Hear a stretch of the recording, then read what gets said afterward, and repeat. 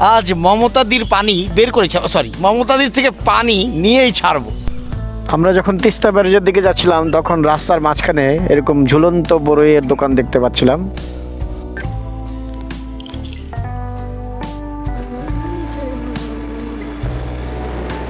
হালকা নাস্তা করার পরে আমরা আবার রওনা দিলাম তিস্তা ব্যারেজের উদ্দেশ্যে।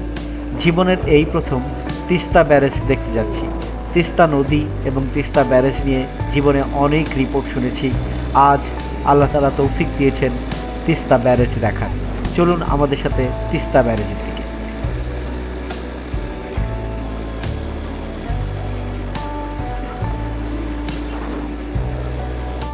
যেতে যেতে ভাবছিলাম বর্ষাকালে তিস্তা ব্যারেজের দিকে গেলে হয়তো সম্ভবত বেশি ভালো হতো, কারণ আমরা তখন তিস্তার ভরা যৌবন দেখতে পারতাম।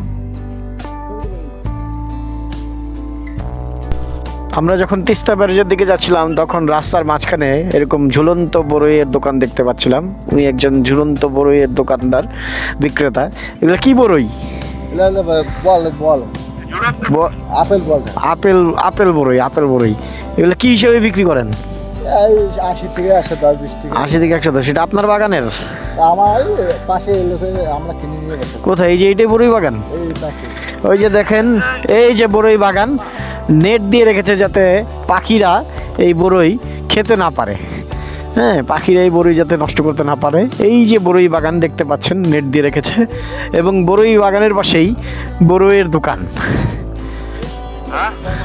আমরা সবাই বড়ই কিনতে এখানে দাঁড়িয়েছি। এখন ইসরার ভাই বড়ই খেয়ে দেখছে কেমন, মিষ্টি মিষ্টি বলছে। তো দেখা যাক আমরা কতটুকু বড়ই কিনতে পারি।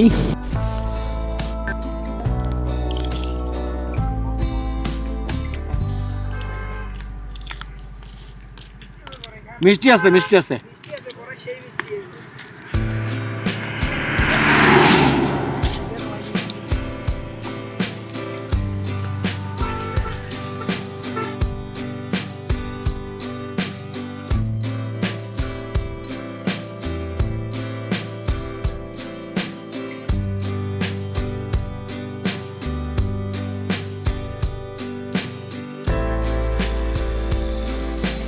পথে মিষ্টি আপেল কুল খেয়ে আবার আমরা রওনা দিলাম তিস্তার উদ্দেশ্যে।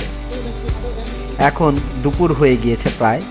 তিস্তার উদ্দেশ্যে রওনা দিচ্ছি। আজকের দিনটি ছিল শুক্রবার। আমাদের উদ্দেশ্য তিস্তা ব্যারেজে গিয়েই জুম্মার নামাজটি আদায় করব।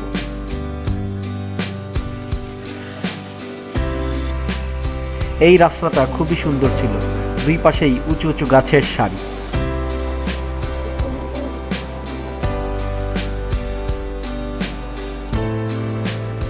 রাস্তাটা খুবই সুন্দর ছিল, তাই আরেকটু বেশি ফুটেজ নিয়ে রাখলাম রাস্তাটা।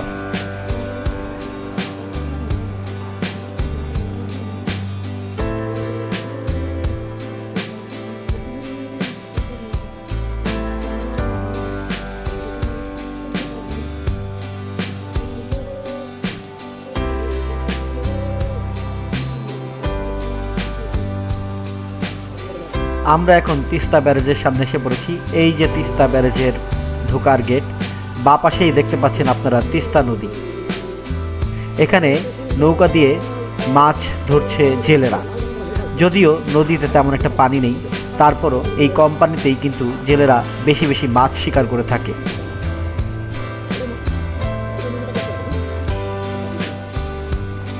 খবরে অনেক তিস্তা নদীর কথা শুনেছি, তিস্তা ব্যারেজের কথাও শুনেছি। আজ জীবনে প্রথমবার নিজের চোখে সরাসরি তিস্তা নদী এবং তিস্তা ব্যারেজ দেখব। ভাবতেও পারিনি এত দূরে বাইক রাইড করে আসব। ধন্যবাদ বিডিএম আমাকে এমন একটি অভিজ্ঞতা উপহার দেওয়ার জন্য।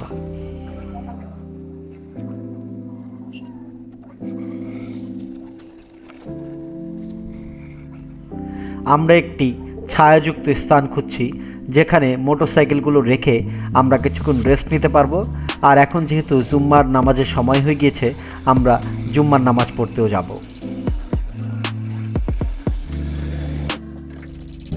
আমরা মোটরসাইকেল পার্ক করার জায়গাটি পেয়ে গিয়েছি। এখন আমরা মোটরসাইকেল পার্ক করব গাছের ছায়ায়। আমরা এখন আছি তিস্তা ব্যারেজের সামনে। আজ মমতাদির পানি বের করেছে, সরি, মমতাদির থেকে পানি নিয়েই ছাড়বো। দেখা যাক কি হয়। এই যে তিস্তা বাঁধে দেখছেন, এটা হচ্ছে তিস্তা নদী, ওই যে ব্যারেজ, তিস্তা ব্যারেজ। সামনে একটি বড়ই গাছ দেখা যাচ্ছে, দেশি বড়ই। এবং তিস্তা নদীর পাড়ে আপনার অনেক দোকানপাট বসেছে, চটপটির দোকান, ম্যাক্সিমাম চটপটির দোকান, আচারের দোকান, মুড়ির দোকান। এখানে ছাতা দিয়ে কক্সবাজারের মতো কিছুটা ছাউনি তৈরি করা হয়েছে, বোঝাই যাচ্ছে এখানে অনেক লোক ঘুরতে আসে। এই যে আরেকটি বড়ই গাছ, দেশি বড়ই গাছ। তিস্তা নদীতে দুই মাঝি তাদের জাল ফেলছে, মাছ ধরবে। এটাই সেই তিস্তা নদী। এখন শীতকাল বলে পানি কম, ভরা বর্ষায় আসলে অনেক পানি পাওয়া যেত। এবং ওইখানে ধুধু প্রান্তর হয়ে গিয়েছে তিস্তা নদী, এখন নদী শুকিয়ে গিয়েছে।